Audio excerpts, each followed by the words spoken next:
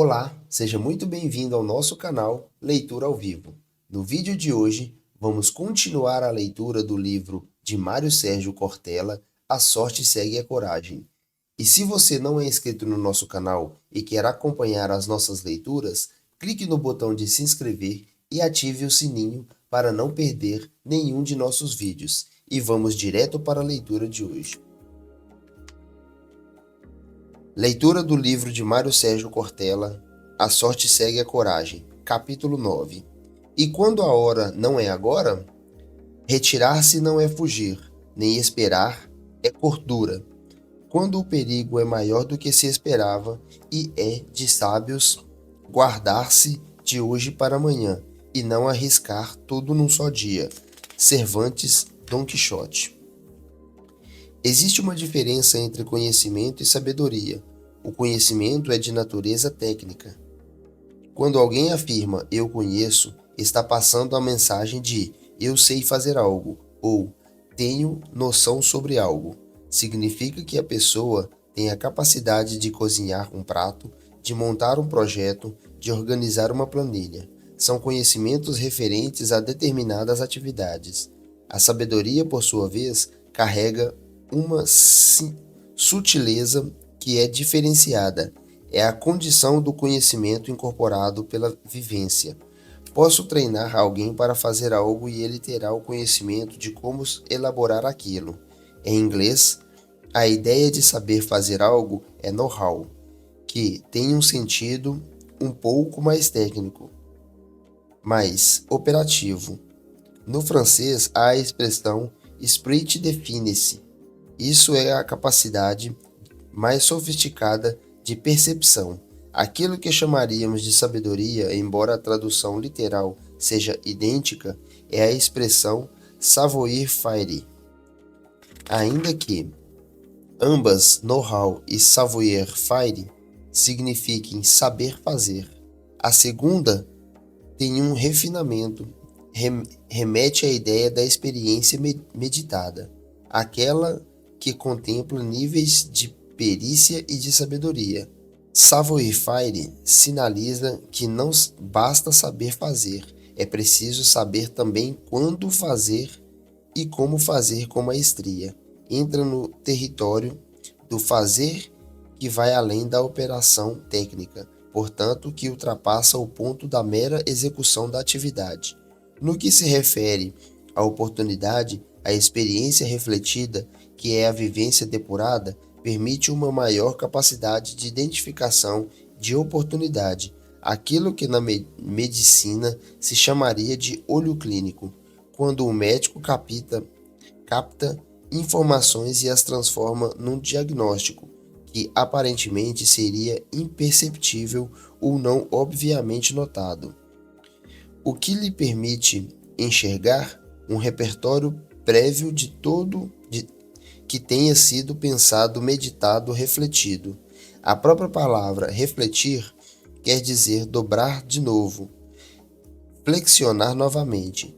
Isso vale especialmente para quem está lidando com novas ocasiões e quer construir futuro. Isto é, o que eu quero? Para onde vou? O que vou aproveitar do que está à minha volta? São decisões que têm de ser pensadas.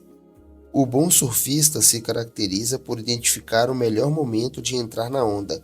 Se ele passar um pouco do ponto ou perder o tempo da remada, não a aproveita. Se ele entrar antecipadamente, pode ser engolido.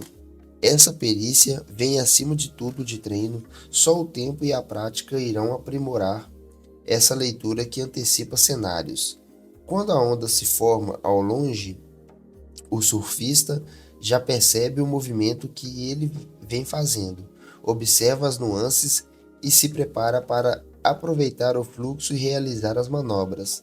O mesmo princípio pode ser aplicado à nossa carreira, às nossas escolhas de vida, ao aproveitamento das oportunidades.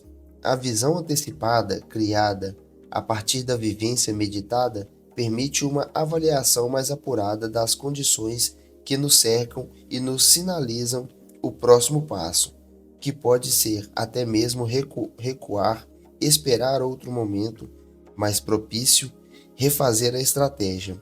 As pessoas capazes de fazer os seus somatório de experiências e, ao refletir sobre elas, transformá-las num patamar mais elevado de conhecimento, não só identificam o que fazer, mas também o quando, e passo além da mera execução. São aquelas mais propensas a produzir o lance de gênio, expressão usual no campo do esporte e da arte, mas que pode ser aplicada a outras esferas. No campo dos negócios, é aquele empreendedor que fareja oportunidades em cidades grandes, é o comerciante ambulante que mantém o estoque de guarda-chuvas em algum lugar e poucos minutos depois de uma chuva começar, 4 ou 5 vendedores já estão na porta do metrô oferecendo o produto. Eles não estavam com esses guarda-chuvas em mãos, nem na casa onde moram, mas têm senso de oportunidade. Essa capacidade de observar os fenômenos à nossa volta e a interligação entre eles é que permite a visualização da oportunidade. Evidentemente, essa perícia tem de nos alterar também de quando não é a hora. As pessoas que dizemos que têm sorte, isto é, aquelas que têm coragem de buscar a ocasião em grande medida, antes de darem o passo, utilizam um inventário de experiência meditada. No campo do afeto também é assim. Uma relação afetiva se constrói num tempo mais denso. Ele não pode ser evanescente. A frase caipira de que para se construir uma amizade é preciso comer um saco de sal junto faz sentido. Se um saco de sal pesa 60 quilos, significa passar praticamente uma vida fazendo refeições com aquela pessoa. Esse pensamento registra a sabedoria dos idosos e a ideia de algo que se constrói ao longo do tempo. É marcado tanto pela ideia de Cronos, isto é, no sentido da longevidade das relações, quanto de Kairos, no que se refere à oportunidade de construir um laço afetivo com alguém. E essa percepção só se adensará se houver um repertório de experiências refletidas que me permita analisar com mais clareza se aquela relação entre consciência ou não. Em qualquer esfera, no empreendimento, na carreira, no estudo, uma vez identificado o momento oportuno, são necessárias algumas habilidades. A primeira delas é equilibrar audácia e paciência. O Eclesiastes diz: há tempo para colher, há tempo para plantar. Audácia é a virtude de quem aproveita a hora. Paciência é a virtude de quem aguarda para que não resulte numa forma atabalhoada de ação. No jogo de truco é preciso ter audácia e paciência. Em que situação o jogador se vale da audácia? No conhecimento do adversário, no movimento das cartas, na observação das mãos que já aconteceram, e também da capacidade de ludibriar o seu adversário e vencê-lo, ou, na ausência de cartas boas, se capaz de assustá-lo, o ponto de que ele recue. A paciência se pratica em saber aguardar o momento mais propício, não se animar em excesso por ter cartas ótimas e, especialmente, entender que paciência não é lerdeza. Contudo, quem é impaciente no truco acumula perdas contínuas. A tal sorte de principiante atrapalha os jogadores no jogo de cartas, como aquele que está começando não tem os maneirismos que a prática carrega. Ele impede que os adversários tenham uma visão muito nítida de como ele está jogando. Não existe sorte de principiante. Se os 4 à mesa são principiantes, vale reforçar. Paciência é diferente de lerdeza, embora exista uma máxima de que quem espera sempre alcança. Esse pode ser um conselho indutor do comodismo. Esperar com paciência é usar esse tempo para preparar-se e, quando chegar uma ocasião favorável, seja encontrada ou construída, fazer acontecer.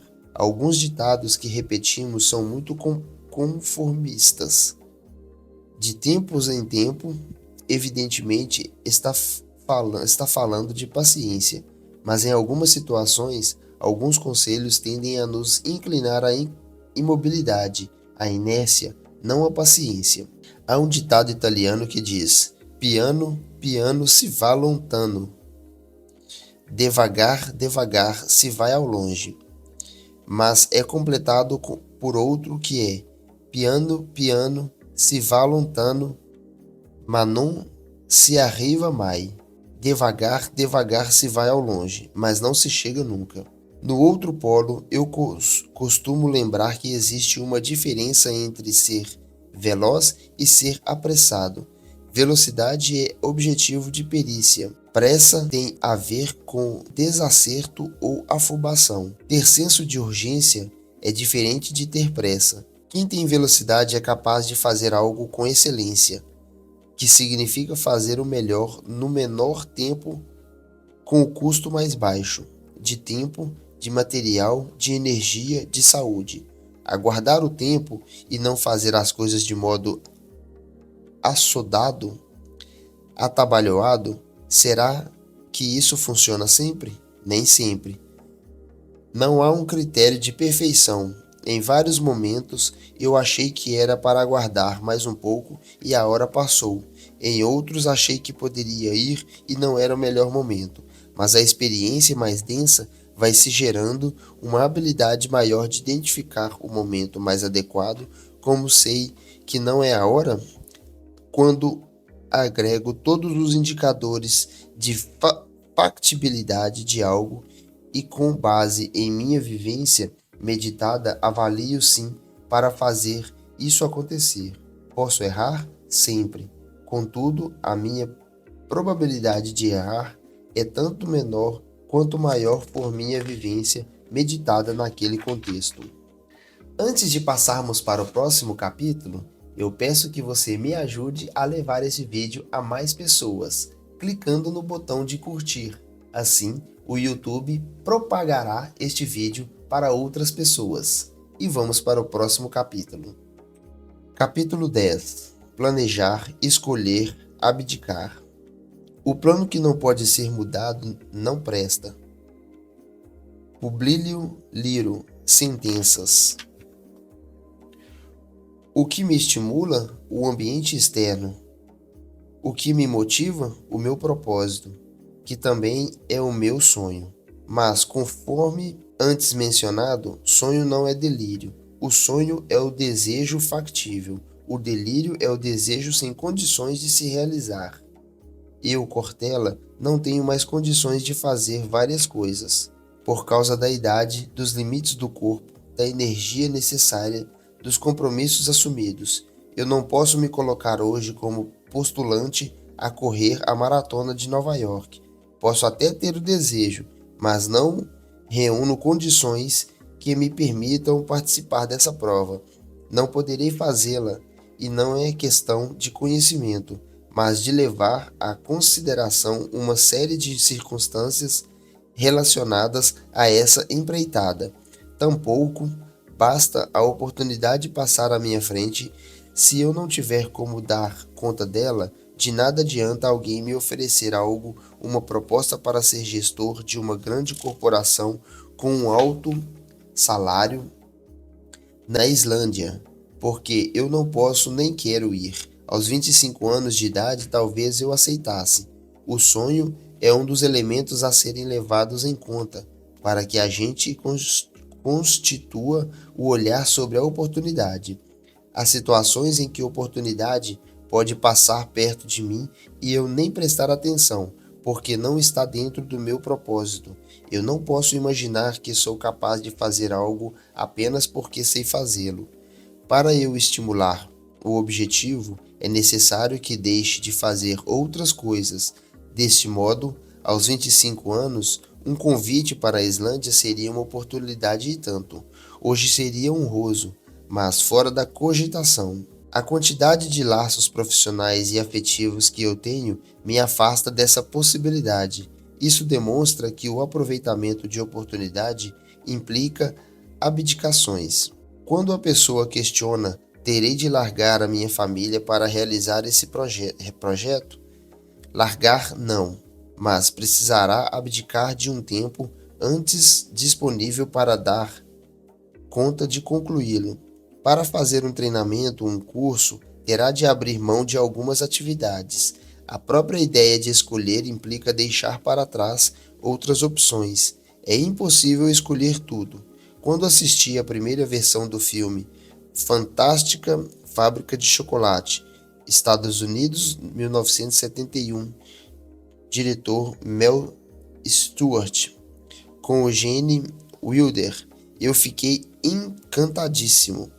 Mas lembro que aos 18 anos de idade ainda me assustou a ideia de ter de fazer escolhas naquela casa de doces. O que eu comeria? Certamente iria me arrepender de alguma decisão. Deveria ter escolhido aquilo em vez disso. Outro momento inquietante foi quando li O Nome da Rosa, do escritor italiano Umberto Eco, 32 a 16. No final, durante o incêndio, a personagem William de Baskerville só pôde salvar alguns livros da biblioteca em chamas. Pois bem, no lugar dele, quais eu escolheria? Essa ideia de abdicação é dificílima. Vale para o afeto, para a carreira. Toda vez que escolho, eu abdico. Para reduzir o nível de angústia, cabe dizer que a noção de oportunidade tem de ser entendida também como circunstância, e não como ponto definitivo. Isso é, o fato de eu aproveitar uma circunstância e trilhar um rumo não significa que aquela é uma via de mão única. Hoje, parte das carreiras é multifacetada, e há um aspecto interessante nisso, que é fazer com que a pessoa não fique reclusa num único trajeto. Tem sido cada vez mais frequente depararmos com profissionais desempenhando atividades em áreas diferentes das que se formaram.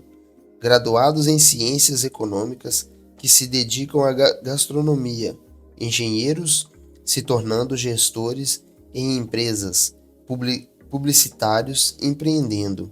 Antes muita gente seguia algum caminho porque não tinha escolha, hoje não mais.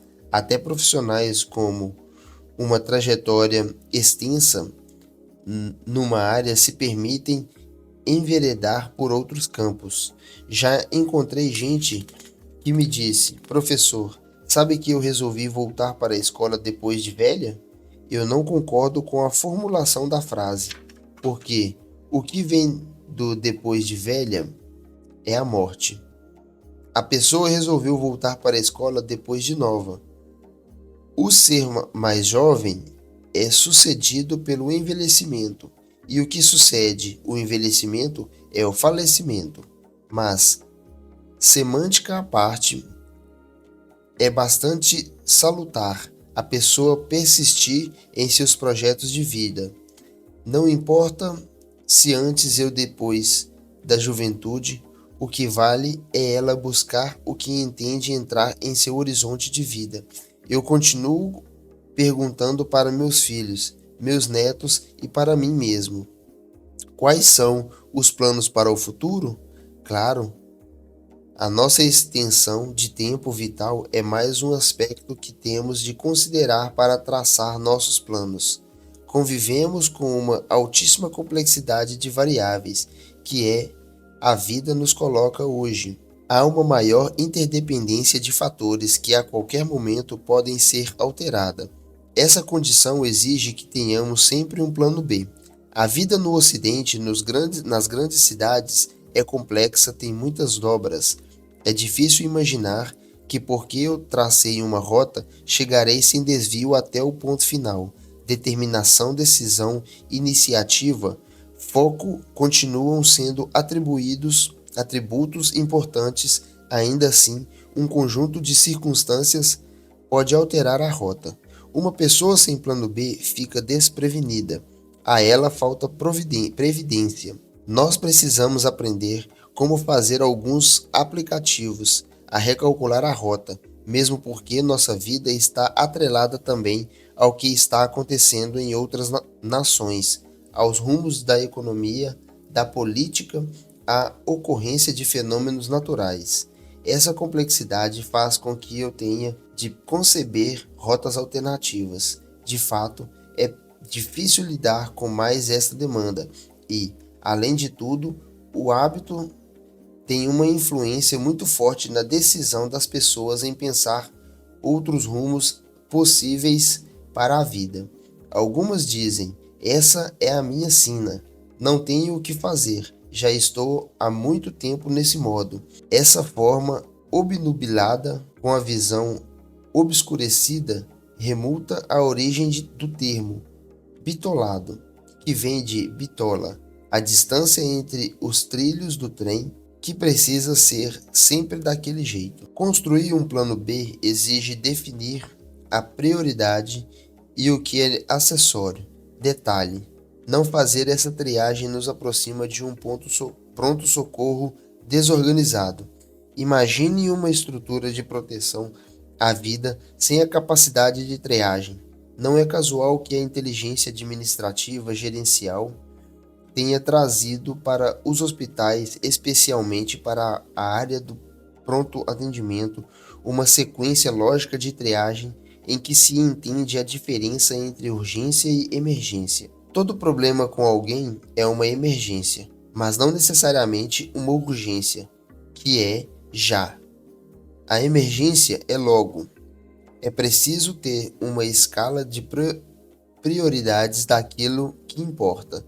Isso exige planejamento, algo que as pessoas têm muitas dificuldades em fazer. Aonde eu quero ir?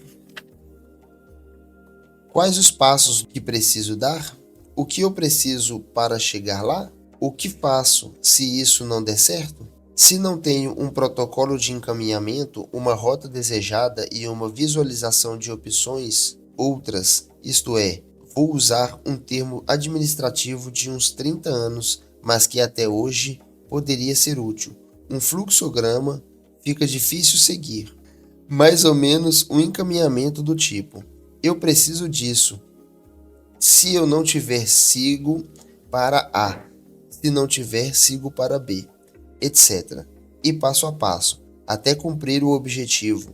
Uma árvore de alternativas que é mais ou menos como funciona um GPS. A nossa grande vantagem como espécie na árvore da vida foi a nossa capacidade de continuar inventando galhos. Parte significativa das espécies, até mesmo outros primatas, enveredaram por um galho e nele pararam. E antes de passarmos para o próximo capítulo, eu agradeço a você que chegou até aqui e, para ajudar o nosso canal, se inscreva e ative o sininho para não perder nenhum de nossos próximos vídeos. E vamos para o nosso próximo capítulo. Capítulo 11. Tecnologia, ocupação e tédio ausente. Só não existe o que não pode ser imaginado. Murilo Mendes, o discípulo de Emaús. Estamos atualmente envolvidos com uma quantidade significativa de eventos, grande parte deles acontecendo em acelerada velocidade. Essa demanda continua e esse tsunami informacional nos retira um tempo que poderia ser investido num aprendizado com mais densidade. O nosso sonho com a tecnologia foi quimérico no século XIX. O pensador alemão Karl Marx dizia que construiríamos uma tal capacidade técnica que no século seguinte, no caso o XX, teríamos tempo liberado e iríamos nos dedicar ao lazer e a atividades que fossem mais prazerosas. O fato é que os últimos 40 anos nos trouxeram uma tecnologia absolutamente inédita, cuja crença generalizada é que ela acelera as nossas tarefas. A tecnologia permite que eu encontre um local mais rapidamente, que eu acesse uma informação mais rapidamente, que eu entre em contato com alguém mais rapidamente. Tudo isso representaria um ganho de tempo. Isso foi ilusório. De fato, nós fazemos tudo isso mais rapidamente. No entanto, passamos a fazer também com muito mais frequência e intensidade.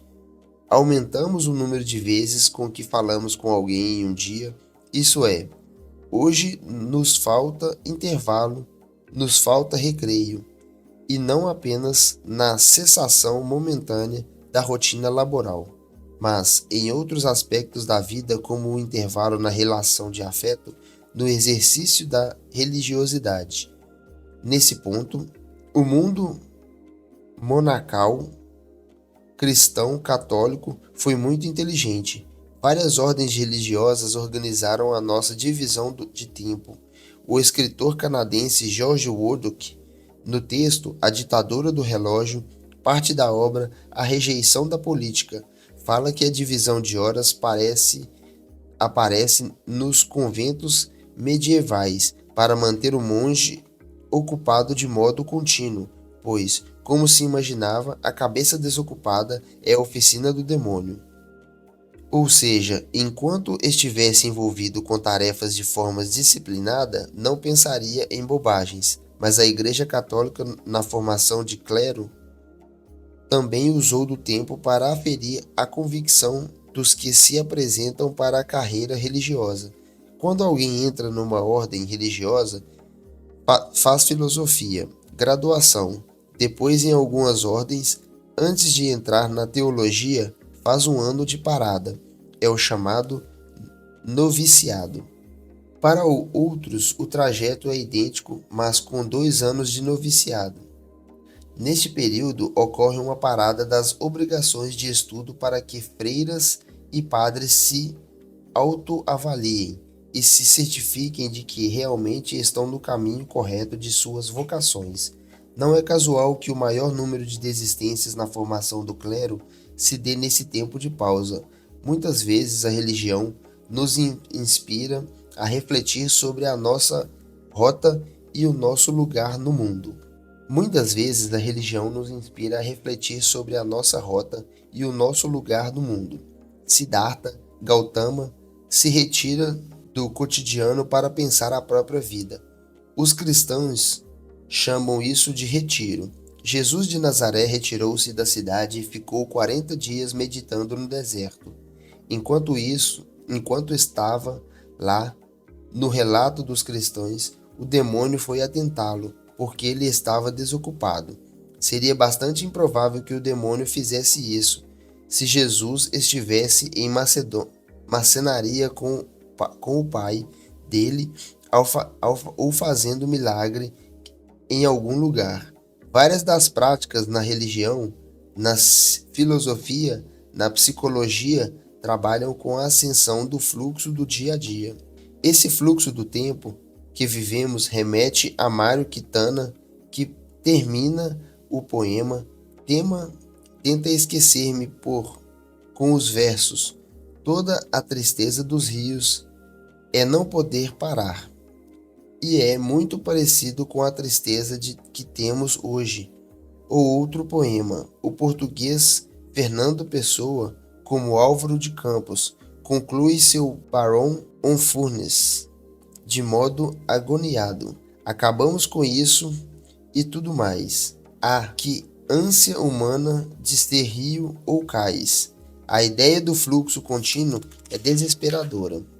Ônibus lotado, metrô lotado, dezenas de pessoas na sala de espera de um cinema, cada uma sozinha com o mundo, às vezes sozinha com os outros que não estão ali, porém ocupadas com algo que as retira da capacidade de fazer essa pausa.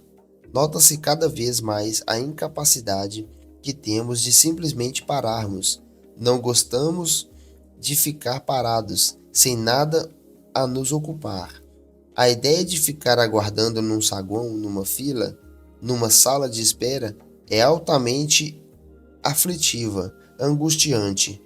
Ou você pega uma daquelas revistas arcaicas e começa a folhear, ou se ocupa de qualquer jogo mental que ordene aquela situação. Até alguns anos, sem a possibilidade de carregar uma tecnologia distrativa, você sentava numa sala de espera ou conversava com outra pessoa, o que era uma imensa fonte de inspiração, ou contava ladrilho, placa de teto, olhava para a janela e começava a ordenar o espaço, criar referências, ia se ocupando e começava a prestar atenção nas coisas. Esse é o ócio, que permite criar coisas ou inventá-las.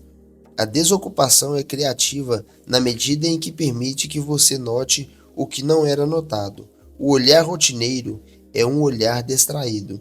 Toda vez que eu estiver numa situação de desocupação e passar a observar mais, vou encontrar outras fontes de conhecimento de inspiração.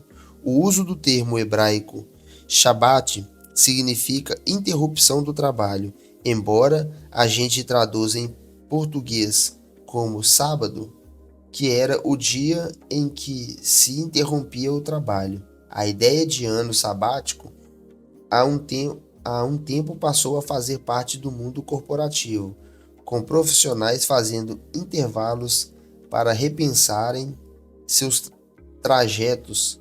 Adentrou também no meio acadêmico.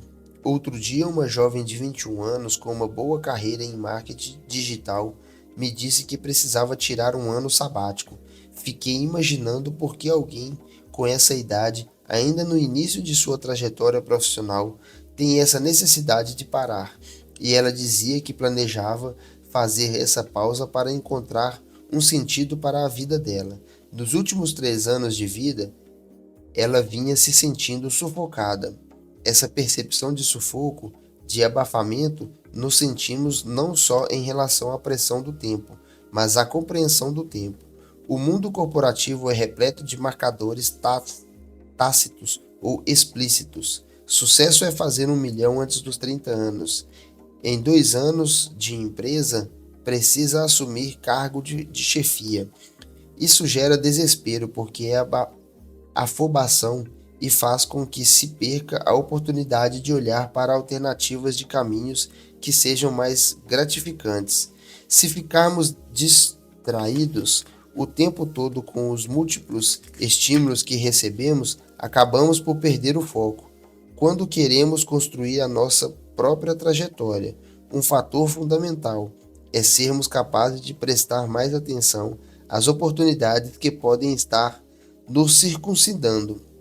Ao nosso entorno pode haver uma proliferação de oportunidades e ocasiões, sejam elas de ação, sejam de negócio, de estudo, de conhecimento de outra área, de inspiração.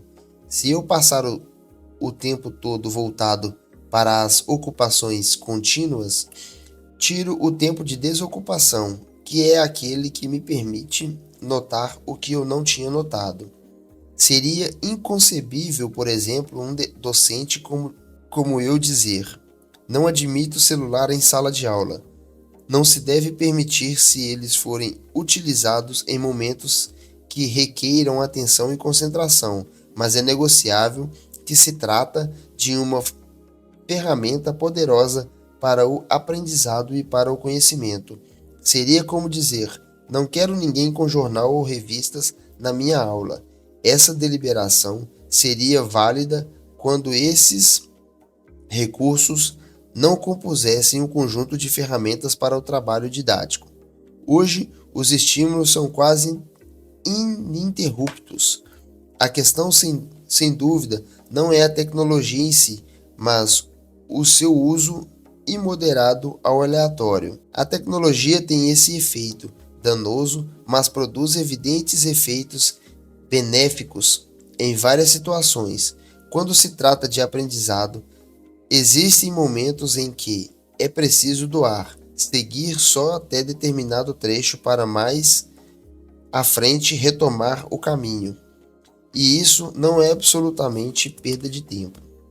Antes de passarmos para o próximo capítulo, se inscreva no canal, ative o sininho para não perder nenhum de nossos vídeos. E para que o YouTube mande este vídeo para outras pessoas, clique no botão de like, curta este vídeo e ajude o canal a crescer os nossos números de seguidores. Capítulo 12. Estoque de conhecimento, partilha e humildade.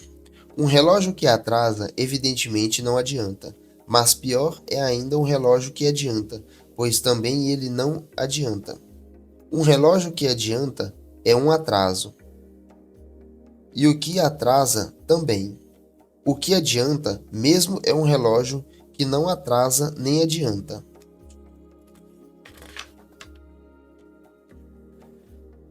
Nós somos animais que aprendemos com experiência feita, portanto, somos capazes de prestar atenção ao que aconteceu e dar um passo mais certeiro adiante. Posso aprender com minha experiência meditada e com a do outro. Eu não posso aprender com a vivência de outra pessoa, mas posso aprender com a experiência por ela relatada, e posso trazer esse ensinamento para a minha vivência. Nada me impede de aprender com as experiências refletidas dos outros. Aliás, não é casual que guardemos as nossas experiências por séculos em livros ou outras plataformas, para que esse registro sirva para quem for acessá-lo. Toda organização, toda comunidade tem um estoque de conhecimento que está diluído entre as pessoas. É um reservatório rico de capacidades que não estão acumuladas num único indivíduo. Uma das maiores oportunidades que eu posso encontrar de crescer e aumentar a minha habilidade em outra pessoa, como nenhum e nenhuma de nós sabe todas as coisas, tampouco é incapaz de saber alguma coisa. Aquilo que o outro sabe e eu não sei complementam a minha capacidade. Nesse sentido, a minha aproximação com ele tem de ser humildade. Como dizia Paulo Freire em Pedagogia do Oprimido, ninguém educa ninguém, ninguém educa a si mesmo. Os homens se educam entre si, mediatizados pelo mundo. O aprendizado se dá quando eu olho para dentro de mim e para fora de mim. Eu costumo dizer que só é um bom ensinante quem for um bom aprendente. Isso tem muito a ver com a atividade docente, mas também pode ser muito bem aplicado em outras ocasiões.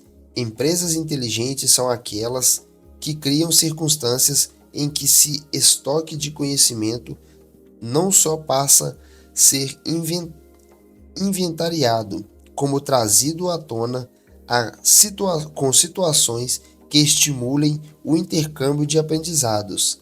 Existem várias organizações que fazem círculos de inovação, células de conhecimento, eventos para difundir informações e gerar conhecimento, especialmente as empresas que lidam com inovação e que contam com um portfólio expressivo de produtos. Têm por rotina realizar eventos em que juntam pessoas com formações e experiências diversificadas para permutar conhecimento.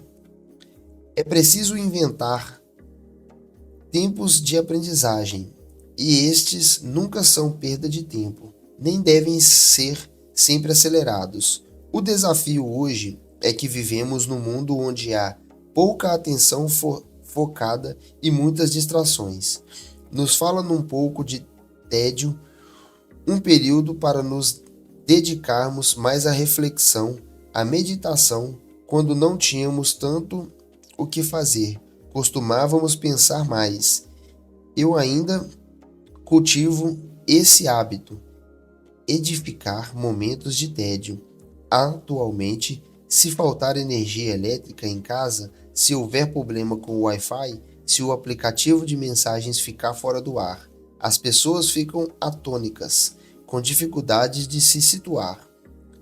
Temos uma convivência muito preenchida por atividades, conexões e obrigações que reduzem os tempos destinados ao pensamento, à reflexão. Um dos elogios mais fundos que recebo em relação a alguns tempos que produzo ou as falas que faço é quando a pessoa diz: Cortella, você falou o óbvio e eu nunca tinha pensado nisso. Isso acontece com alguma frequência com pessoas da área de filosofia. Evidentemente, eu não falei o óbvio no sentido que o dramaturgo Nelson Rodrigues chamava de óbvio ululante, mas falei algo que, mesmo estando à volta da pessoa, ela não tinha notado daquele modo.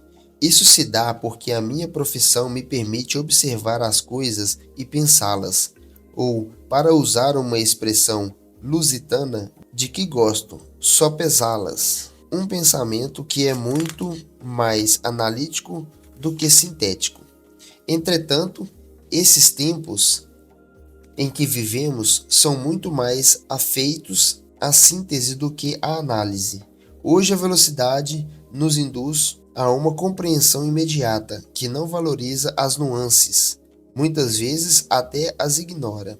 No jornalismo chama-se de lead, o trecho que reúne de forma sintética as principais informações da matéria.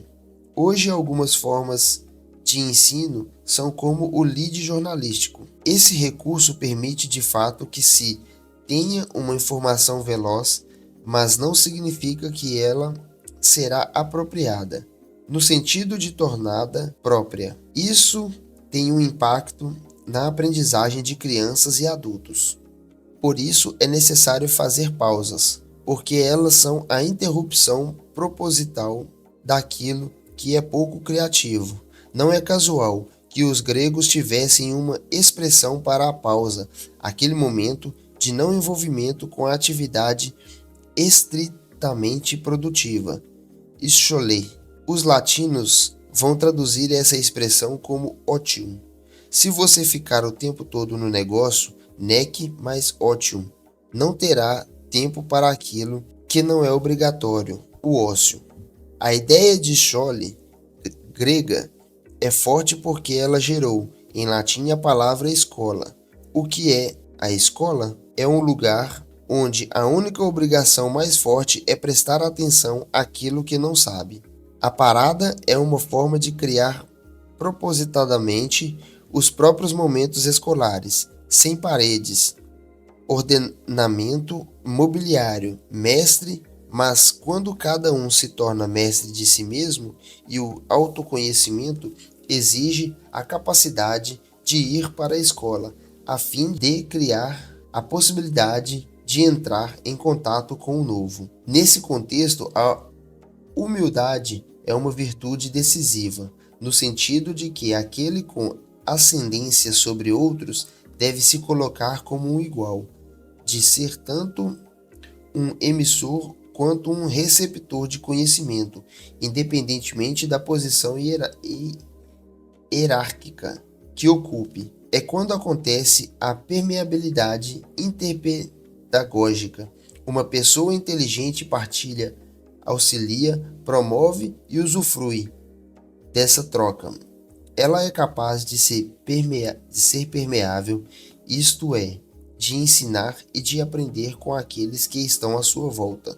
Muitas vezes na vida nós aproveitamos a hora após prestarmos atenção em outra pessoa que soube aproveitar a hora dela. É o aprendizado pelo exemplo, uma forma bastante eficaz de aquisição de conhecimento. Significa também economizarmos tempo de aprendizado.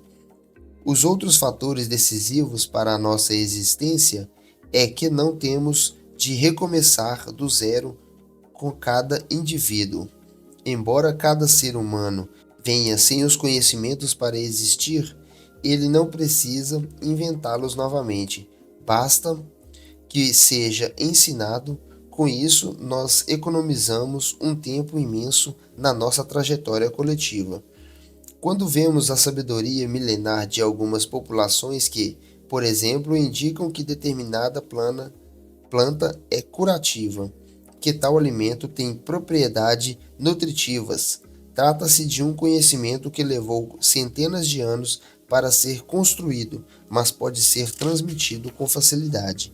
A sabedoria milenar é importante para que sejamos capazes de reconhecer as situações que dizem respeito ao nosso próprio aprendizado. Nossas avós diziam, por exemplo, não há mal que sempre dure, nem bem que nunca se acabe. Poderíamos constatar isso na prática, mas se prestarmos atenção, essa frase pode servir de orientação em várias circunstâncias em nossa vida. Os ditados populares são continentes de sabedoria, porque resultam de séculos de reflexão. Alguns de fato são marcados por um conteúdo tolo, preconceituoso, excludente, mas boa parte nos serve de referências para pensarmos melhor em determinadas situações. A pessoa humilde, portanto, aprende com quem sabe, independentemente de idade, ano de casa, função, geração, etc.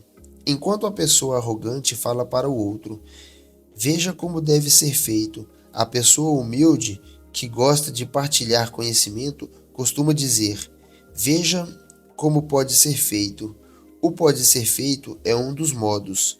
O deve ser feito é uma imposição.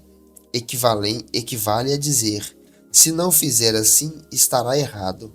Nós geralmente bloqueamos a criatividade quando inserimos o imperativo sem razão mais funda.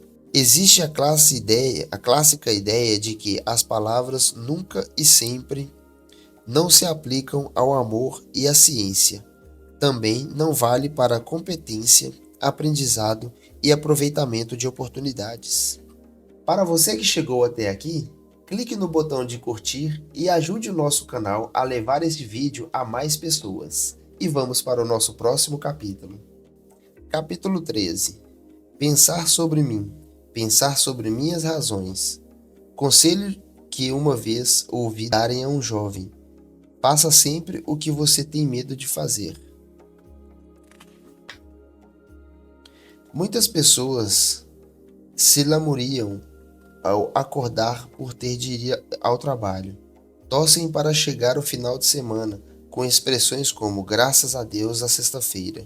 Possivelmente grande parte dessa insatisfação decorre de dedicar tempo àquilo que não tem como propósito de vida. Se eu passo o meu dia ocupado por algo que me vitaliza, que coloca a minha inteligência a serviço do meu propósito, aquela atividade não me esgota. Considero importante reforçar uma distinção: emprego é fonte de renda, enquanto trabalho é fonte de vida. Trabalho gera vitalidade. Emprego pode muitas vezes apenas dar dinheiro. Qual a diferença entre trabalho e emprego? O trabalho é aquela atividade que você faria até de graça. Há pessoas que encontram no emprego, o trabalho que gostariam de ter. Existem aquelas que não encontraram e são infelizes, e outras ainda ficam apenas na rotina do emprego.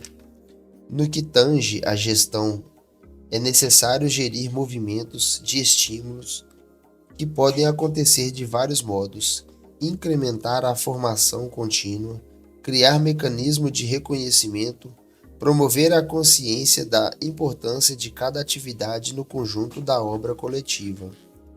Todas essas medidas contribuem para que a pessoa ganhe energia. Ninguém motiva alguém. O que se pode é estimular. A motivação é movimento interno, mas pode ser ativada por um estímulo. Empresa inteligente faz isso. Promove momentos de reconhecimento para que as pessoas se sintam autorais naquilo que fazem. As empresas deveriam promover a reflexão sobre os propósitos pelos quais as pessoas fazem o que fazem naquele ambiente. Algumas temem que, ao suscitarem esse tipo de reflexão, o profissional abandone a companhia. É um risco. Por outro lado, quando a pessoa tem clareza dos motivos de fazer o que faz, ela costuma não só permanecer, como ficar de modo mais engajado, contribuindo para gerar resultados mais consistentes. De nada adianta a organização de um grupo que age roboticamente, indiferente aos resultados ou vulnerável a perder energia no primeiro revés sofrido. Encaro essa ação por parte da gestão como uma medida cautelar. Propiciar ocasiões que fazem vir à tona as razões e os senões pelos quais alguém está ali é uma questão de estratégia. Um profissional engajado contribui muito mais para um caminho de perenidade da empresa do que aquele que traz apenas uma simulação de lealdade. Vale lembrar que lealdade é reciprocidade. Se eu perceber lealdade por parte de quem me contrata, é claro que me sentirei impelido a retribuir com a minha dedicação. Se a empresa consegue cuidar de mim, se empenha em aumentar minha competência, não me coloca apenas para um peão de xadrez no tabuleiro. A reciprocidade virá.